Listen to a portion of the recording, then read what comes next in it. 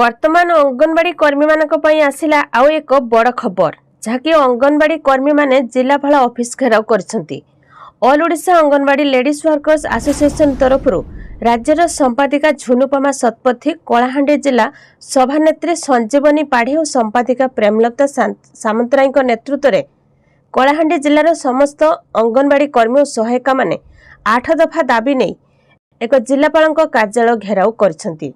जहाँकि 2018 रे आंदोलन समय बहिष्कृत होइथिबा 6 जन अंगनवाड़ी कर्मी को पुनः नियुक्ति दिया जाऊ, अंगनवाड़ी कर्मचारी को सरकारी मान्यता दिया जाऊ, ईपीएफ ईएसआई ग्रेजुएट इत्यादि सामिल अंगनवाड़ी कर्मी भावे मान्यता प्रदान, अंगनवाड़ी कर्मचारी अवसर रे कालीन सहायता राशि प्रदान, कार्यरत समय मृत्यु हेले सहायता संघ को परिवार जन को चाकरी प्रदान सहित विभिन्न दाबी नहीं अंगनवाड़ी कर्मी माने आंदोलन करुछंती।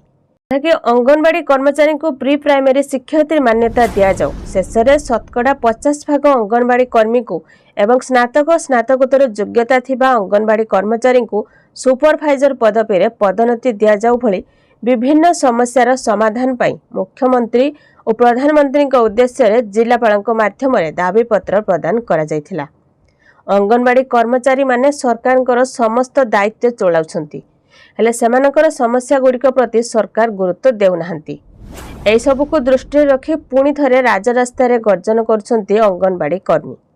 अंगनवाड़ी कर्मचारी मानकर दाबी हासिल हेबा पर्यंत एभली भावे दाबी उपस्थापन करा जिवो।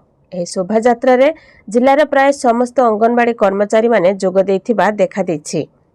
2836 टी मिनी अंगनवाड़ी केन्द्र उन्नीत होइछि। राज्य सरकार राज्यर 2836 टी मिनी अंगनवाड़ी को उन्नत करी अंगनवाड़ी केन्द्र रे परिणत करिसंती। एबे कहा जाउछि कि समस्त दाबी पूरण करा जिवो, किंतु आज पर्यंत एई सब दाबी पूरण हेउ नाही। एने पुणी थरे राजरास्ता रे गर्जन कले अंगनवाड़ी कर्मी और सहायिका।